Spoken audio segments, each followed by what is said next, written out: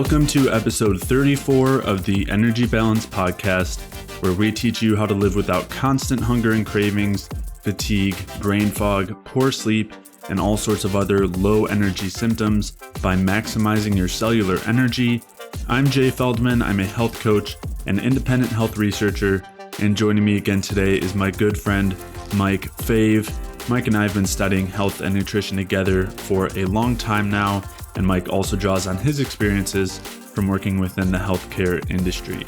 Today's episode is a Q&A episode where we will be discussing how to adjust macronutrient ratios for insulin resistance and diabetes.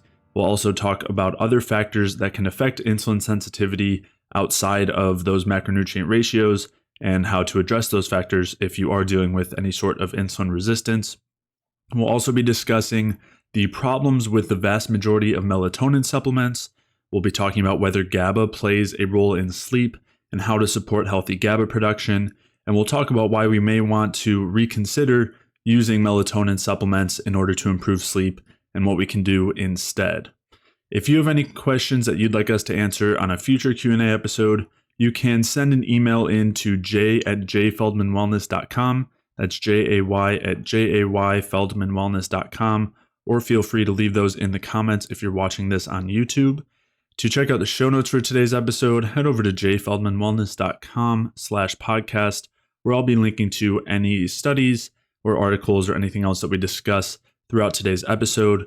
And if you are dealing with insulin resistance or diabetes, or you're having trouble sleeping and you're wondering about whether melatonin is the right way to go, or if you're dealing with low energy, fatigue, chronic pain, weight gain, gut issues, constant cravings and hunger, or hormonal imbalances, head over to jayfeldmanwellness.com/energy, where you can sign up for a free energy balance mini course where I will walk you through the main things that you'll want to focus on so that you can optimize your cellular energy availability. And I'll also explain why that's the key to resolving all of these symptoms and also chronic health conditions like diabetes and various others. So to sign up for that free energy balance mini course, head over to jayfeldmanwellness.com/energy. And with that, let's get started.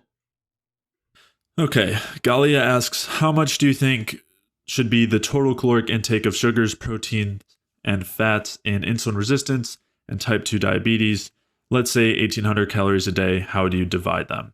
So there's a couple questions here, but the main question is just looking at macronutrient ratios in terms of somebody who has insulin resistance or diabetes, meaning that they aren't effectively using the carbs that they're taking in. And so there are, a couple of approaches here.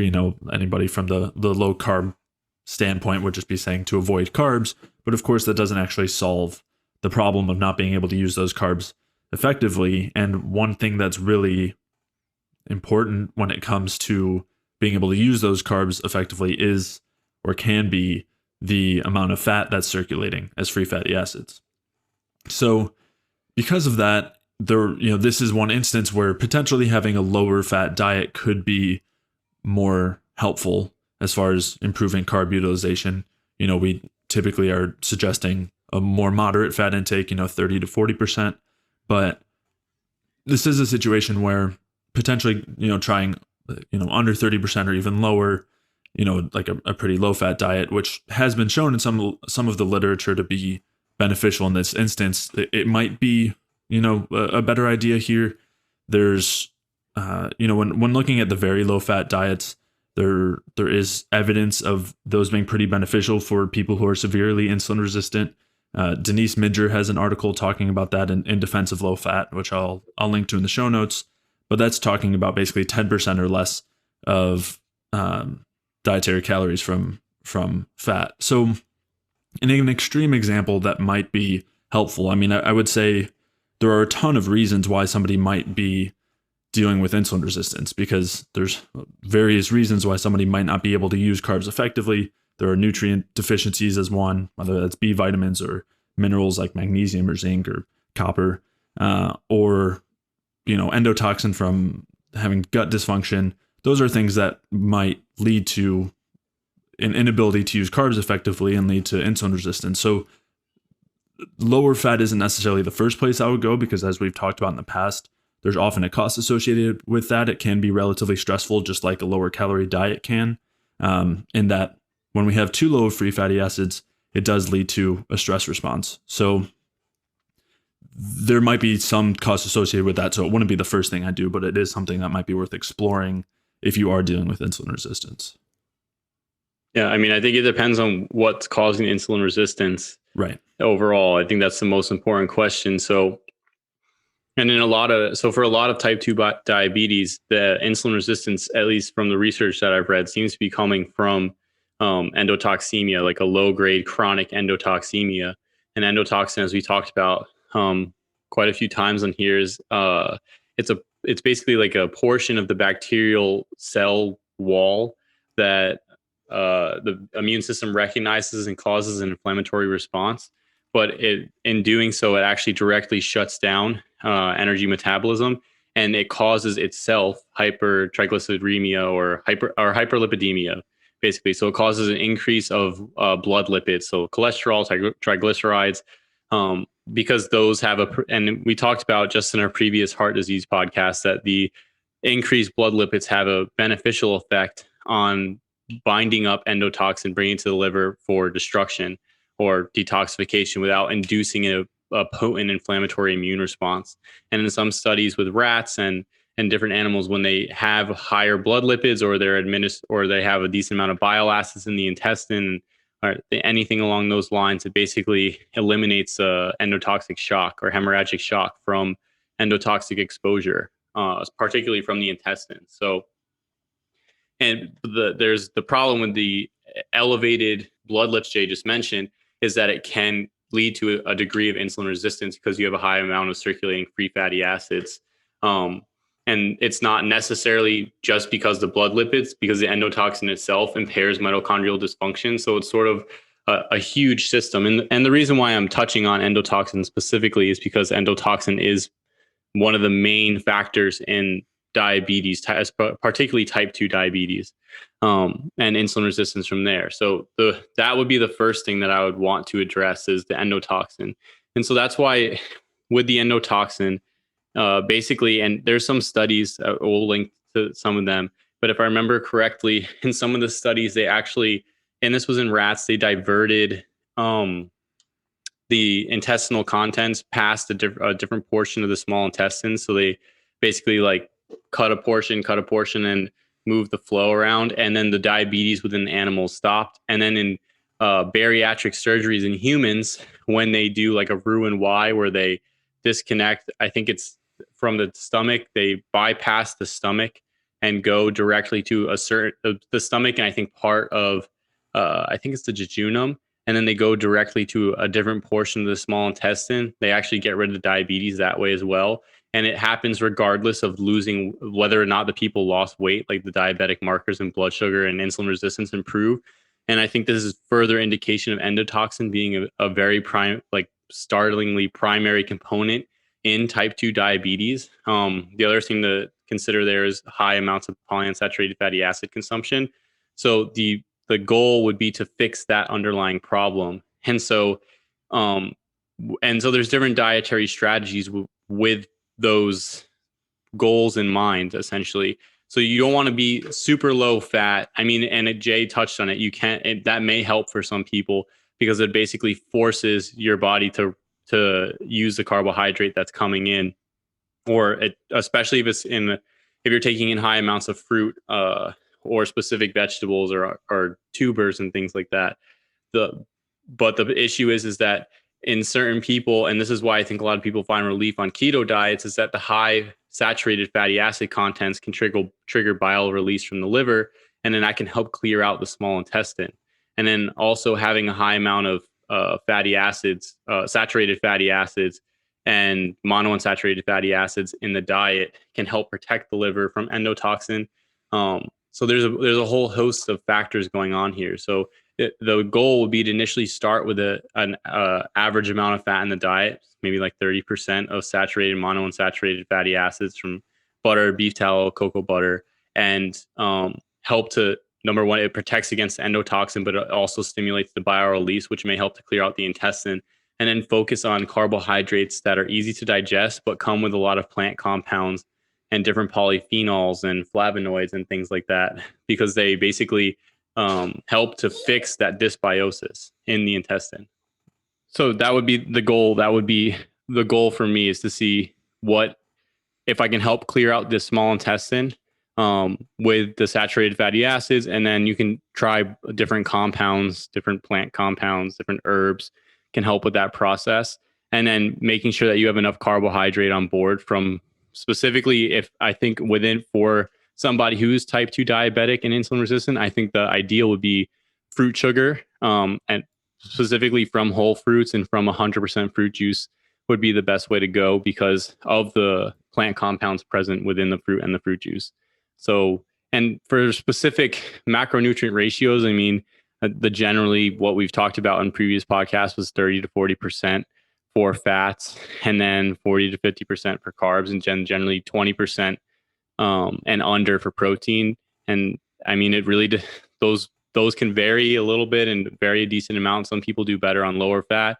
Some people do better on higher fat, lower carbs, higher carbs. The protein content, I think, generally stay around that 20% or lower, just because it's been shown in studies that there's no benefits to a large extent of going to such higher amounts of protein besides causing satiety. But the goal, like, no need to go above about 0.7 grams per pound of exactly, body weight. because there's no, this, while you are increasing satiety, it's sort of an unnecessary increase, because you start oxidizing the protein, which means you're using it for fuel rather than using it for reparative purposes. So in that context, you might as well just eat more carbs and more fat as a fuel source. So to recap, basically the goal would be to, or most diabetic conditions, type 2 and any type of insulin resistance, seems to be a combination of endotoxin, specifically from the intestine, and polyunsaturated, high amounts of polyunsaturated fatty acids, and then consumption over time, and then also nutrient deficiencies. So the goal would be to lower the endotoxemia and fix the fatty acid issues with saturated fatty acids, monounsaturated, saturated fatty acids from the diet, to trigger bile release and protect against the endotoxin. And then also to have a decent amount of carbs in there, so that you're allowing your cells to start moving towards oxidative metabolism and using glucose as a fuel, as a primary fuel source, and fixing micronutrient deficiencies. And so that comes in within having a decent amount of fruit and specific tubers and specific vegetables that provide the nutrients that allow you to oxidize glucose, and at the same time provide the glucose with it. And then also have the plant compounds that protect against against endotoxin and diabetes in general. I mean, a lot of I don't think I've ever seen a study that showed that 100% fruit juice or whole fruit consumption was associated with diabetes. And even if there's like a few that show a ridiculously small, non-statistically significant association that gets thrown out after adjusting for different variables. So the whole idea of we need to avoid fruit and diabetes, or type 2 diabetes or insulin resistance, doesn't really make any sense. And the other thing, to just for some anecdotal evidence, if you look at different groups that are using different diets. So for example, with keto people, or I guess we'll start with fruitarian people or vegetarian people who focus heavily on tubers and fruits and vegetables and things like that, a lot of them are extremely thin, and are not overweight, and are seem to be very insulin sensitive, especially some of the fruitarian populations. Now, there's other issues with those diets, but the point being is that the high amount of fruit consumption isn't making them obese or necessarily type 2 diabetic, or showing any indications of type 2 diabetes. And then the other thing is, for keto people who are removing a lot of foods that are causing issues and focusing on saturated fatty acids and solid animal proteins and animal foods, a lot of people there are reversing some of their diabetic symptoms and their hemoglobin A1C scores and their fasting blood sugars and all those different types of markers that they are looking at now. And I think that that's primarily through number one, getting rid of a lot of foods in the diet that are causing issues, and then having a lot of foods that are protective against endotoxin, and helping to reduce endotoxin exposure. And so the point being is that there's strategies on both. I'm not saying one diet's better than other. I'm not supporting either one of those diets, but as anecdotal evidence, there's some aspects of those diets are working.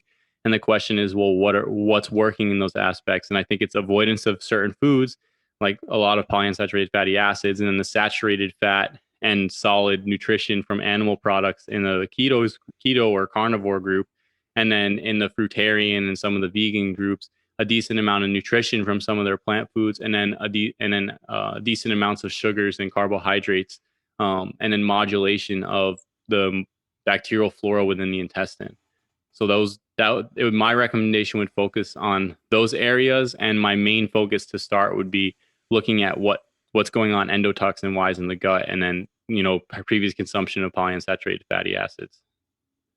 Yeah, and in both the fruitarian and low carb, carnivore, keto diets, you're also getting rid of, and I know you kind of glossed over this, but you're getting rid of most of the hardest to digest foods, the raw veggies and the grains and legumes and nuts and seeds, all of which are going to contribute to these gut symptoms and endotoxin production, which is, as you're saying, a huge point. So or a huge part of this picture equation. So to zoom out a little bit again, when considering the macros as far as insulin resistance and type 2 diabetes, where we really have to start is kind of a step before that, which is what's leading to the insulin resistance in the first place.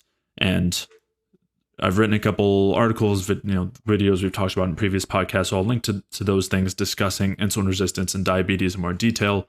But the important point to consider here is that insulin resistance is a state where our mitochondria are not able to convert carbohydrates to energy.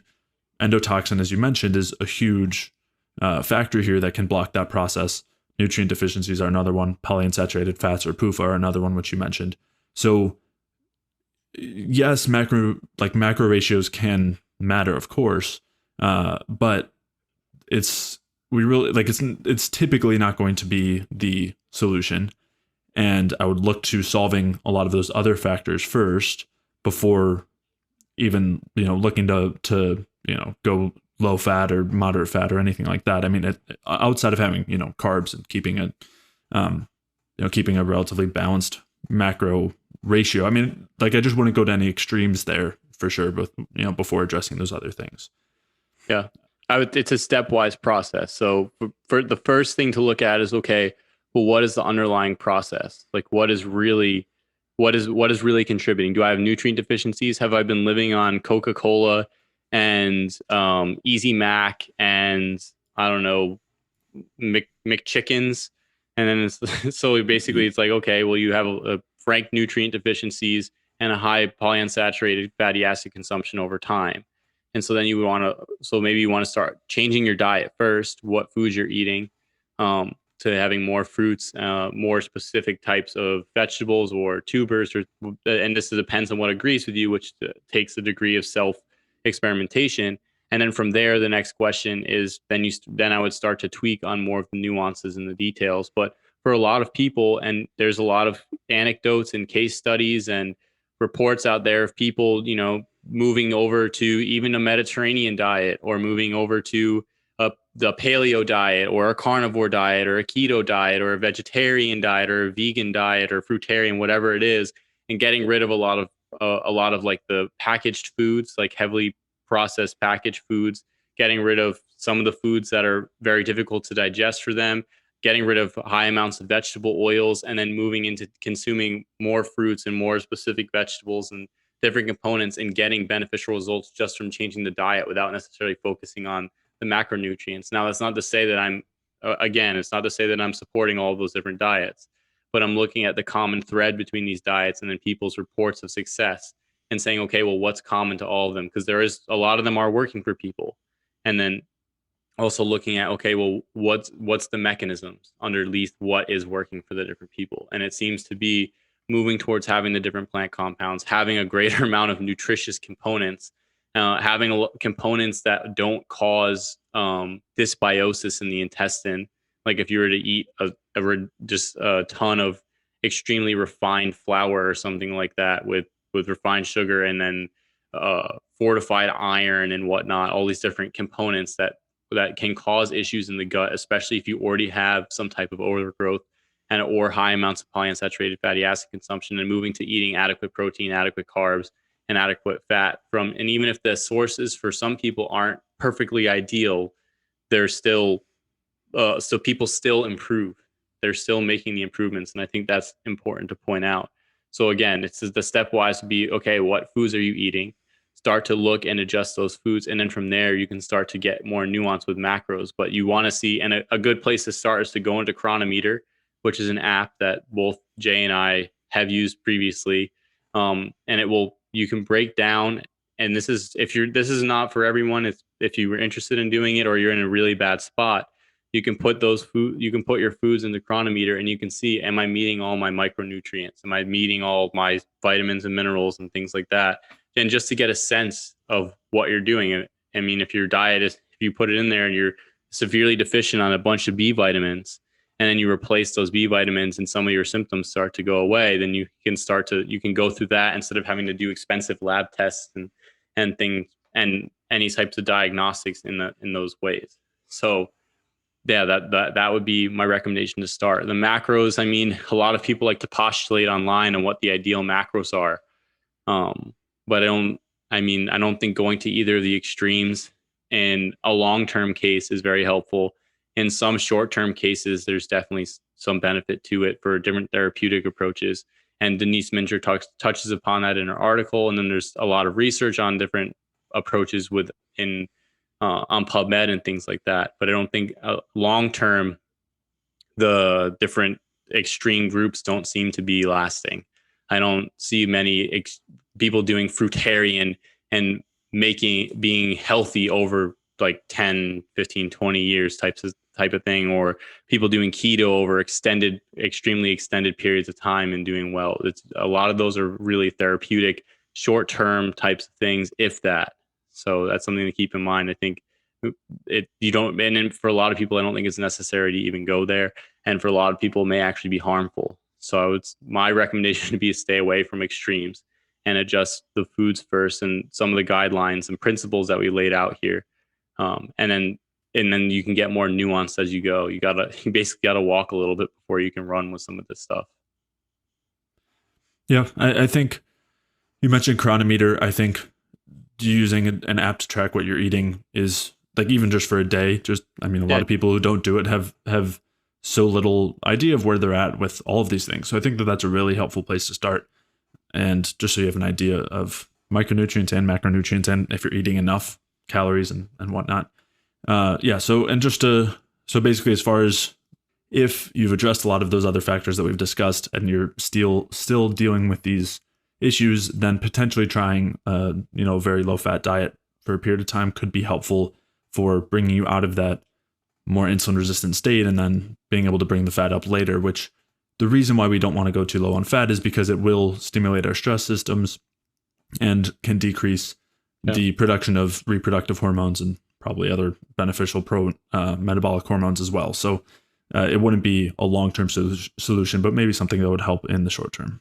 Yeah. And it can also impair digestion for some people. Yes. Yeah. And then it can also ratchet up catecholamines for certain people as their body tries to release their stored fatty acids to compensate. Mm-hmm. And then you can be getting anxiety. And then the other thing it's really difficult to get enough calories sometimes without having some fat in the diet. Going really low fat, when you start getting really high in carbohydrate intake, it's hard to eat enough food, especially if you're focusing on, even if you're using 100% fruit juice, it still can be really difficult to feel satisfied and satiated with the food.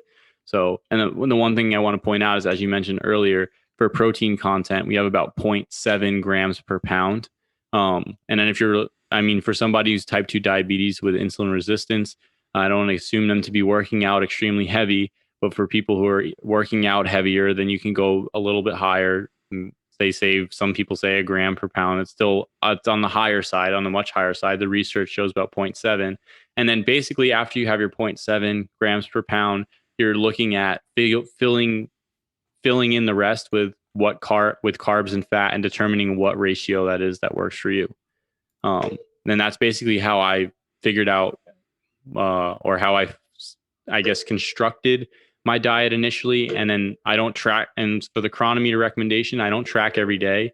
I just put a 3-day spread in, saw where I was at, and then sort of tweaked from there. And then I just sort of it's intuitive at this point. So I just followed a general set guideline or principle. For example, my meals are fruit juice, whole fruit, some raw carrots, and then whatever protein source I want to have cooked in whatever fat I'm going to use for that. And so it has a loose element. So I don't want people to think that it's very strict. Maybe for a period of time with something like type 2 diabetes, it might have to be, but for going forward, it becomes a little bit more intuitive once you have the general setup or idea of what your meal is going to look like. And so you can, even when you go to a restaurant, you can figure it out. You say, oh, I'm going to have a piece of sole with a side of butter, and then I'm going to have, a spinach salad, and then some roasted carrots on the side. And then if they have juice, I'll have some juice. And if not, I'll have some juice before, something like that. So you can figure it out as you go forward. But the chronometer is just to get an idea of micros to start. And then again, as we talked about, how to break down the macros, figure out protein requirement first, and then fill in carbs and fat after. And that the carbs and fat take time to play with and adjust and see what makes you feel the best. I mean, I still play with mine because your carb and fat ratio can adjust with the amount of activity and things that you're doing in a day. So, and if you woke up too late, you can adjust your fats to be lower so that you're hungrier sooner between meals, different things like that. And that comes later on. Yeah. One thing you had touched on was, as far as a low fat diet, it can be kind of difficult to maintain. I did want to mention that having starch makes that a lot easier for a lot of people, which I know, it's not something like you've done low fat and also low starch, which is a lot tougher as far as getting enough calories goes. And I do want to mention also with those sorts of things, I do know people who have felt much better on a lower fat diet. It definitely hasn't been the majority of people, but again, that's why the experimentation and guidelines, we always want to reiterate that that's a huge part of this. And we're not saying that for everybody, low fat should only be a short-term thing. Maybe some people do pretty well on it as a long-term option. It's just probably not the first thing we would recommend trying out. It all comes down to experimentation. And so we can set up guidelines or goalposts or some loose parameters to give an idea. Because if not, then we're sort of not leaving you with any sort of anywhere to go. So these are just starting points. And then you have to it takes self-experimentation. So even if I was to work with somebody, it would still be suggestions within a guideline. And then they would sort of have to try it out and experiment and then see what's going to work for them. I mean, there's only one way to figure it out, and that's to basically just try it out. So the guidelines are helpful because it gives you a starting point, and then you can adjust up or down or wherever you're going to go with that. But at the same time, it still requires that self-experimentation.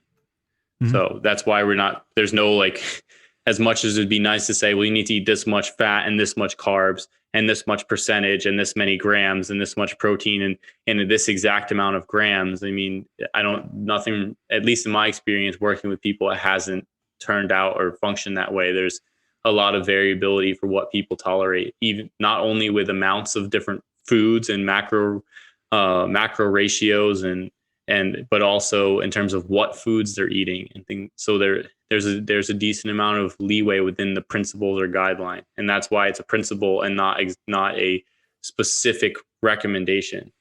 Mm-hmm. Yep, it's all context dependent. Yep. All right, let's move on. Unless you had anything to add. Nope, that's it. Okay. Jaden asks, can you go over the role of melatonin and GABA as well as other hormones that are necessary for the process of sleep to take place? So, this is a good question, one that we haven't really touched on much. And we did talk a decent amount about sleep, but not as much the hormones involved. And melatonin is a big one. It's pretty, between melatonin and serotonin, I mean, those are the main ones that are recommended to be used for supplementation, especially in relation to sleep. And there's melatonin is definitely involved in sleep, and is naturally produced as night comes on. There's a regular circadian rhythm there where it does act as one of those signals that helps us go to sleep. in the same way that GABA does as well, where it also has an inhibitory action that helps lead to relaxation that allows for sleep. However, there's a lot of intricacies there as well. So as far as melatonin goes, just because it is involved in helping us go to sleep does not mean that we want to supplement with it if we can't sleep, or that more is always better or anything like that. And the ideas there, I mean, at least in part, are coming from some research that's showing that as we age, melatonin production generally decreases. And I think it's important to consider there that, so I mean, I guess even to back up, what I would say is that melatonin is basically a part of the stress hormone cascade. And in response to the stress of night, it's produced and has some anti-inflammatory, relaxing effects, which are beneficial and very helpful for things like sleep. But that doesn't make melatonin itself beneficial or something that we want to increase the production of, much like other stress hormones. If we were to look at cortisol, for example, cortisol is generally anti-inflammatory. It's why cortisone and so many different variations there are used to, for various skin issues or, just as very general anti-inflammatories. So it has what you could call beneficial effects, but in the long term, there's detriment there if there's excessive amounts. And so I would say that melatonin falls into a similar category where it has a necessary helpful effect in the same way that cortisol does. But that doesn't mean we want to be doing things that increase it. It doesn't mean we want to be supplementing with it. But instead, we want to make sure that the proper physiological function is in place so that it doesn't get dysregulated. So yes, with age, and you could basically say with dysfunction, as metabolism reduces and as in general bodies deteriorate, the ability to adapt to stimuli also decreases. And this can present and does present in various ways. And in one way that it does is with melatonin. So we see that as we age, in response to the stress of night, we don't produce as much melatonin. But we'll dig into the whole supplementation side, but that doesn't mean that we want to just replace the melatonin. We just want to fix the process fix the underlying function that has become disrupted and has inhibited the melatonin production. So one thing that I think is also important to mention there is that the amount of melatonin I guess what I would say is, part one is we want to fix the underlying problems there that would lead to a lack of melatonin production, which is just all of the general things that go with depressed metabolism, decreased ability to handle stress and properly adapt to it. But the other thing too is, there may be a certain place for supplementation for people who, at least while they're trying to address those underlying issues, are having trouble sleeping. However, the doses that are typically recommended for melatonin are much, much higher than the physiological doses of melatonin that are produced on like in a regular healthy person. So typically we'll see doses of 1, 2, 3, 5 milligrams, sometimes 10 milligrams or more of melatonin just to help with sleep. And I'm just going to read this quote from a study because it kind of encapsulates everything that I'm going to get at here as far as the dosing of melatonin goes. So it says that oral doses of 1 to 5 milligrams, which are now widely available in drugstores and food stores, result in serum melatonin concentrations that are 10 to 100 times higher than the usual nighttime peak within 1 hour after ingestion, followed by a decline to baseline values in 4 to 8 hours. So what it's saying there is that the oral doses of using 1 to 5 milligrams of melatonin results in way higher amounts of melatonin that we would normally get at our peak of melatonin production. And then the next sentence, going back to that quote, is very low oral doses of 0.1 to 0.3 milligrams given in the daytime result in peak serum concentrations that are within the normal nighttime range. So basically, if somebody was to use melatonin, they would want to be using a much lower dose of 0.1 to 0.3 milligrams to match what would normally be produced if they're having dysfunction in that realm. You want it in a physiologic dose, and that's the same that goes with any other hormones that you would use in general as well. If that's even if you were going to use it, and which is not necessarily what we're recommending. Mm-hmm. But keeping things in physiologic dose makes a lot more sense than mega dosing things, especially when you consider the effects on other pathways, not only adjacent to, but also downstream of what's going on. And one of the things I think you're going to touch on as well is that melatonin is actually seems to be a disposal form for serotonin. So Mhm. serotonin is converted into melatonin at night, and melatonin does have some. Um, it's basically like signals nighttime. So it signals almost, but an excessive amount is not necessarily good because it has like a general, almost like a metabolic suppressing effect to some extent. And I've seen studies where it actually lowered star protein function or expression, which is the steroid acute regulatory protein, which basically is functions in transporting cholesterol into the mitochondria to allow it to be converted into steroid hormones. And so you don't want to continue, you don't want to keep hammering that pathway and lowering metabolism and shutting things down to sleep. You also want to allow the serotonin that's formed in your body to be converted into melatonin if it is indeed a disposal pathway.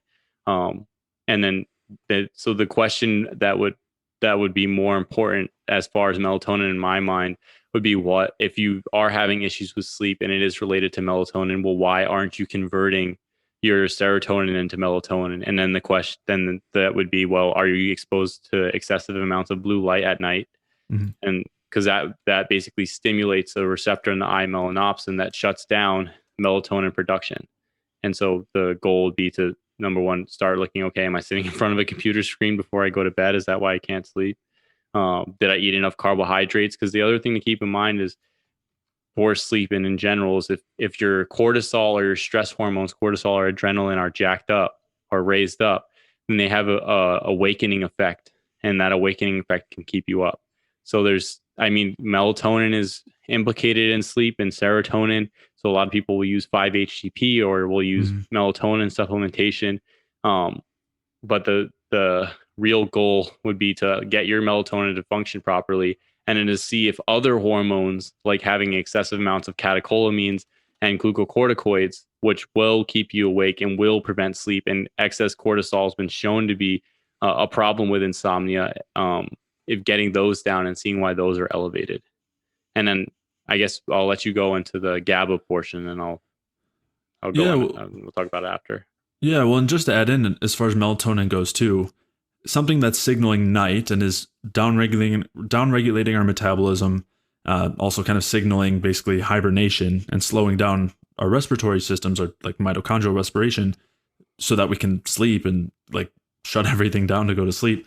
Which isn't, I mean, it's not like fully shut down, of course, but It's a slowing down. right, exactly. Something that does that is not something that we want to be getting excessive amounts of, like with a ton of supplementation and things. Uh, so yeah, I mean, it's yeah. So that's just why I wouldn't be so focused on making sure you're getting enough melatonin. As you said, there can be a ton of other things that are inhibiting your ability to sleep properly, and if you're addressing those, then that should lead to a re-regulation of the melatonin system. I think in my experience and especially with the older population, I would say more of the issue with sleeping problems that I find is either elevated cortisol or poor sleeping hygiene, related to, for example, I'll have, especially in the hospital, a lot of patients who have brain injuries, they get distorted circadian rhythm. And Mm. that's the specific population. But for the other patients who are having either heart attacks or heart disease or even autoimmune flares or whatever's going on, um, they wind up, either number one, they don't get enough sun exposure during the day because they're in a facility, but then they'll wind up falling asleep at like 2, 3, 4, 5 o'clock, and then they'll sleep for like 4 hours, and then they won't be able to go to sleep again that night, or they'll go to sleep at like 3 o'clock in the morning and wake up at 5 or wake up at 6. So they have poor sleep hygiene, and they're distorting their circadian rhythm because they're not getting any sun, and they have access to fluorescent light all the time, just blue light all the time. And then the other thing is, a lot of them, they have a lot of them have elevated cortisol. I mean, regardless of whether you see it on a blood test or not, just looking at their conditions, it goes hand in hand with elevated cortisol. And then a side effect known of taking glucocorticoids is insomnia. Mm. And then same thing with adrenergic medications or catecholamines. They cause awakeness, alertness.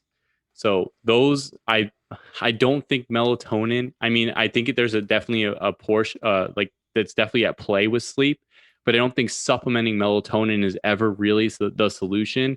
I Mhm. think what's more important, especially when we start looking at the research talking about 1 to 5 milligram doses being 10 to 100 times the normal amount of melatonin you'd be exposed to, and understanding melatonin's context as a compound, essentially a hormone created to slow down the system for because of the supposed stress of night. You don't want to hammer that at high amounts. And if you look at it in the context of being a disposal for serotonin, you want to move your serotonin into melatonin if it is indeed the disposal. So the goal would be to optimize your own melatonin production. And then, and so in that case, it'd be stopping exposure to blue light. But then after that, if you're still having issues sleeping, the question is, well, are your stress hormones elevated? I think that that's more prominent then the melatonin issue and the blue light issue is the elevated stress hormones. Mhm. And the elevated stress hormones could be from a psychological stress. It could be from not eating enough, and it could be from having any type of gut irritation or chronic infection. And all those are important to look at because those can interrupt the stress pathways in and of themselves. And I know for me, for example, if I had a long day and I miss a meal or something like that, it impacts my sleep. I wake up in the middle of the night. And if I had an excessively stressful day, it takes a couple hours for me to wind down before I can go to sleep because I'm wired. And I'm in my 20s. So you can see the effects, and you can see the effects of these adaptive hormones on my own sleep pattern at this age. I'm sure even for people going older, it becomes more progressed. And even with my own dad, my own father, he was having pretty bad insomnia for a period of time, and he just wasn't eating during the day. And then he would just wind up eating all night long cookies, and then he would be able to sleep, and that would be his cravings. And that to me was, I mean, and this is anecdotal but indicative of number of having elevated stress hormones, and then those impacting his ability to sleep because your body essentially can't relax, especially if we consider that the high energetic state is a relaxed state or a potential energy state. So I think that's really important to look to. Yes, the melatonin can be involved, and that's mainly I would say exposure to blue light, excessive amounts of blue light and light at night. But I think the bigger players for sleep issues are elevated stress hormones for many people. And then the next part of the question was the relationship of GABA and sleep. Yeah, before we go there, I just want to mention also just talking about stress hormones and sleep. It's definitely something I've seen a lot with my clients where all sorts of various things that help to lower stress hormones, especially eating enough fat and carbs, especially in the evening, makes a huge difference. We also did a couple of episodes discussing all sorts of factors as far as sleep goes in a lot more detail. So I'll link to those in the show notes. But yeah, let's go ahead and talk about GABA now. Okay. So for GABA, so GABA works a little bit differently than melatonin. It's not a depressant on metabolism. And in many situations, things that are elevating metabolism, like thyroid hormones or androgens, have a strong relationship with GABA in the brain. And it has, so GABA would be, so while melatonin would be more of like a suppressing hormone, and these are like shorthand easy way to remember sort of conceptualizations of what these hormones are doing. So there's a lot more nuance to this, but the in general, the easy way to put it is that melatonin has like a suppressing effect where it sort of slows the system down. So I guess to say a better term would be a slowing effect, whereas GABA has a relaxing effect where Mm-hmm. it's not necessarily a slowing down of the system. It's I guess that one's more of just like an overall relaxation, like a calming down. So you're not slowing processes down, you're calming down in general.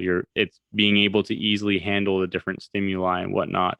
And so with GABA, it actually has a lot of health benefits and beneficial effects, and it shuts down the stress pathways directly, and showing inhibiting. So a lot of like the drugs that stimulate GABA or the GABA receptors, you have your gabapentin, your baclofen, your Lyrica, and then you have your benzodiazepines, and then you have a lot of seizure medications work through GABA. They inhibit the excessive excitability, and the excitability is generally from a lower metabolic state. And so then all of those different compounds help to relax the body and then help it to get to sleep. And for some of them, they actually can improve deep sleep, like compounds like phenibut, which is a GABA agonist drug. And then and then some of them also just have like a generally stress reducing effect, and they shut down the stress hormone pathways. Um, and there's studies with baclofen, gabapentin, the benzodiazepines, which is like your lorazepam, which is Xanax, Ativan.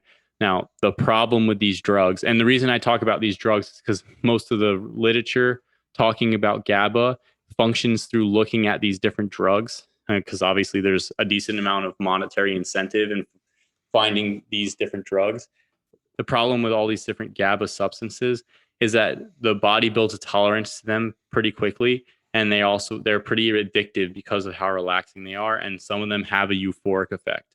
So it's important to, I mean, you can use some of these substances, I would say, um taking high dose melatonin.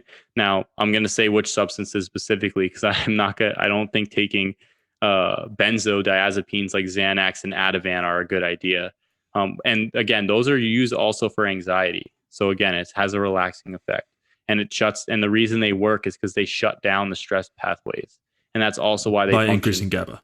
by increasing GABA, exactly. Or they don't, not even increasing GABA, but stimulating GABA, because a lot of them are molecules that are, it's essentially like I think baclofen, Lyrica, and the other one phenibut are basically GABA with a modified structure, if I remember correctly. And so they just when they modify the structure, they affect how they're metabolized. So they can either be more potent at the receptor site, or they can be harder to break down because of the change in structure. So they're acting very similarly to GABA on the Exactly. recipient cell that they're interacting with. They're acting as if they were GABA, more or less. They're acting as if they were GABA, and some of them are acting as if they were like GABA times like 100, like extremely, like way more potent forms of GABA. Right. And so I guess to give an overarching picture, GABA has a relaxing effect. It turns off the stress pathways, and that's why I think it's helpful for sleep in general. And so like it turns off the excessive amounts of catecholamines. It turns off the HPTA axis, which is involved with catecholamines, but also cortisol production. And then it also affects ACTH, which is adrenocorticotropin hormone, which is the hormone that stimulates cortisol production. And then also corticotropin releasing factor, which is the hormone that stimulates ACTH, which stimulates cortisol. So it basically turns off the whole stress pathway.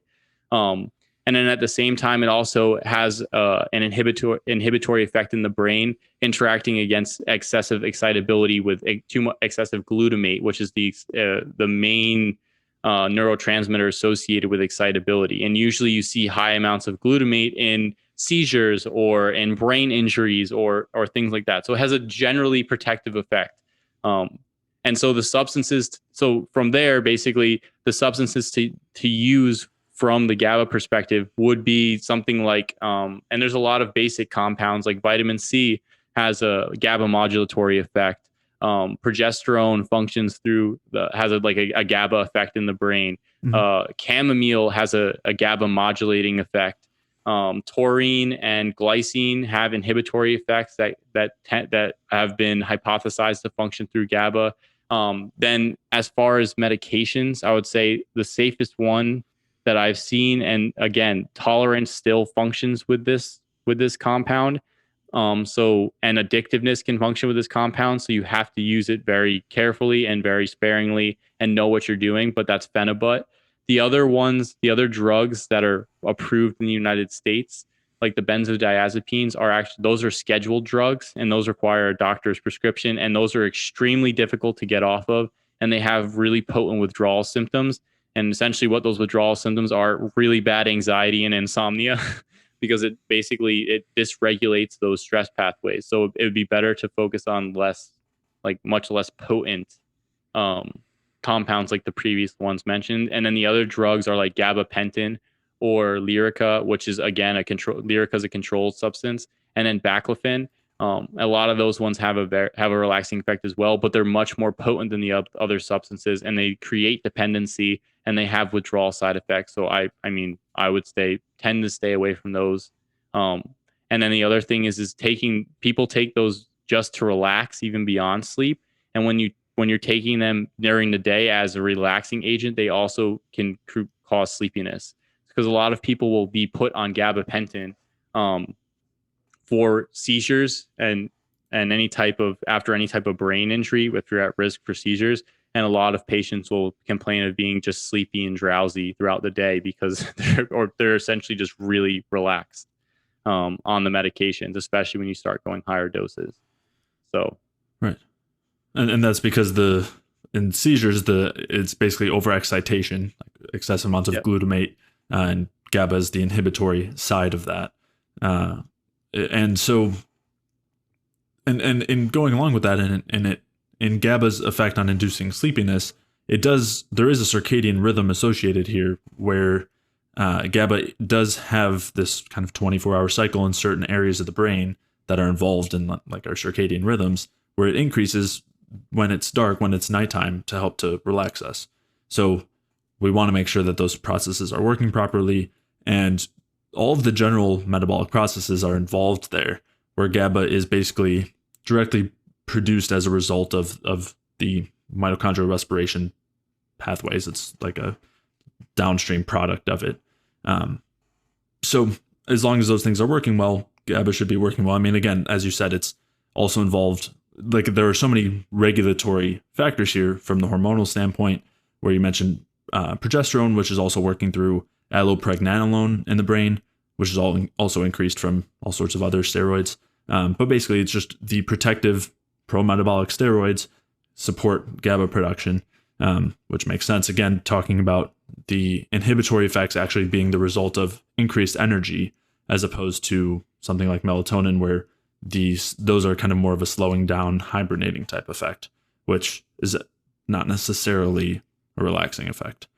And just to add in a little bit too, as far as GABA production goes, certain vitamins, I mean, you had mentioned, as far as vitamins and nutrients go, you had mentioned taurine and glycine, which are definitely good ones. And then also vitamin B6, magnesium are both necessary for GABA production. So in order to make sure that you're producing enough GABA, you'd want to make sure that you're not deficient in either of those. And zinc is also involved in GABA's like binding effects. So, I mean, just kind of as far as supporting GABA production, I mean, all of the general metabolic things are involved, but using some of those, the compounds that you mentioned, and then also some of those nutrients can be helpful for like short-term help. Yeah, especially if you're if you're stressed out or you have a hard day at work or something like that, those can be added into the toolbox. And so, and a lot of those compounds, taurine, glycine, vitamin C, chamomile, vitamin B6, zinc, magnesium, a lot of those compounds are not going to cause dependency.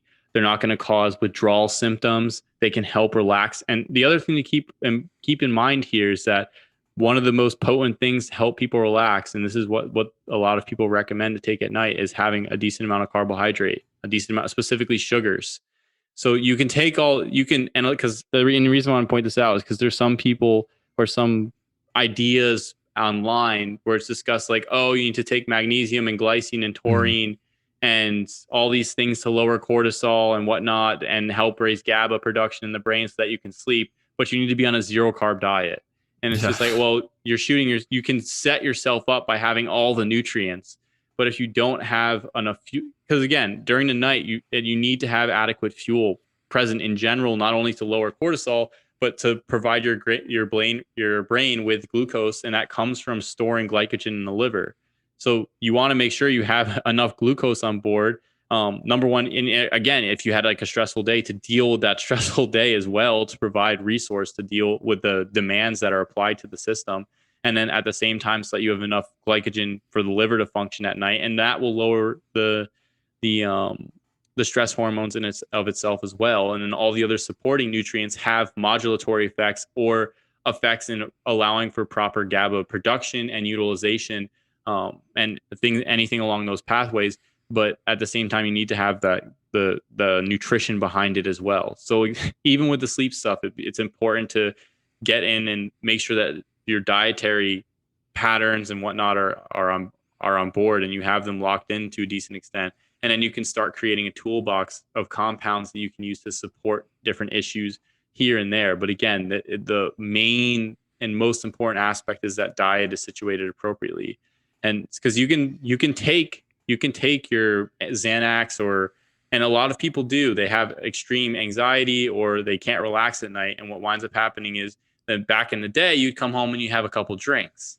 Now they have Xanax and Ativan and all these different medications to help you sleep and relax, and by functioning through the GABA pathway, but at the same time, everything else isn't supported. So as soon as you stop taking these compounds, the system is just it's not functioning appropriately. You don't have the underlying basis in line, and then you can have the withdrawal symptoms and whatnot, especially because a lot of these compounds distort that pathway. So again, the most important is having your diet and lifestyle as much on point as you can, and then you can have a toolbox of compounds to use after.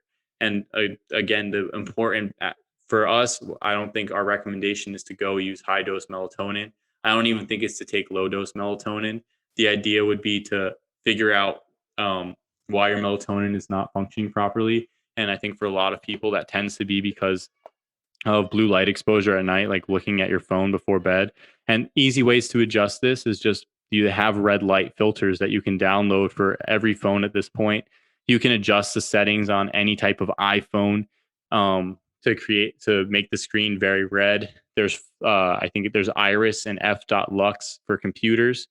And then at night you can have, even I have in my room, I have you can go to the store and you can buy the little clamp lights that they use at construction sites or anything like that. You can buy that at Lowe's or Home Depot. And then they also sell bulbs that is an LED with a red filter over it. And that just produces red light. And the red light hasn't been shown to shut down melatonin production.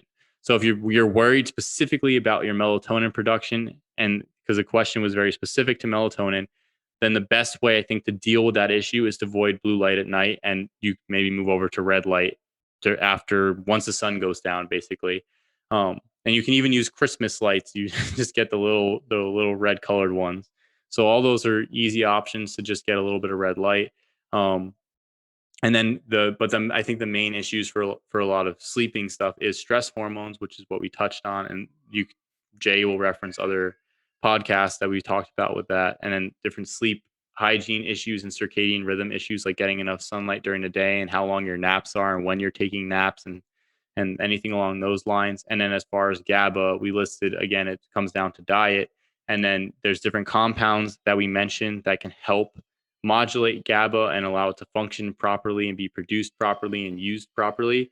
But again, it comes down to diet at the baseline. And then there's within one, medication that we discussed to help with specifically for sleep with GABA was Phenibut, and that was in more dire situation, and there was stipulations on it being addictive and having withdrawal symptoms. Yep. Yeah, and I think as far as blue light goes, I don't know if you mentioned the blue light blocking glasses, but that can be helpful as well. And yep, we did in those sleep episodes, we talked about the impacts of light, circadian rhythm, all that stuff. So I'll link to those. And as far as sleep is concerned, yeah, I don't have anything else to add there. No, I don't either. Okay. All right. I hope you enjoyed that episode. If you did, please leave a review, a like, a comment, or a 5-star rating on iTunes. All of those things really do a lot to help support the podcast. And if you have any questions that you'd like us to answer on a future Q&A episode, or if you have any topics that you'd like us to discuss on an entire episode, send those in to jay@jayfeldmanwellness.com. That's jay@jayfeldmanwellness.com. Or if you're watching this on YouTube, feel free to leave those questions in the comments. To check out the show notes for today's episode, head over to jayfeldmanwellness.com/podcast, where you can take a look at any of the links to studies or articles or other podcast episodes that we discussed throughout today's episode. And if you are dealing with any of those symptoms that we discussed today, whether that's insulin resistance or diabetes, or if you're having trouble sleeping or with anxiety, or if you're dealing with any other sorts of low energy symptoms, whether that is fatigue or chronic pain or weight gain, gut issues, constant cravings and hunger, hormonal imbalances, if you're dealing with any other chronic health conditions, head over to jayfeldmanwellness.com/energy. where you can sign up for a free energy balance mini course where I'll walk you through the main things to focus on as far as nutrition and lifestyle are concerned so that you can optimize your cellular energy, which is the key to resolving all of these symptoms and conditions. So to sign up for that free energy balance mini course, head over to jfeldmanwellness.com/energy. And with that, I will see you in the next episode.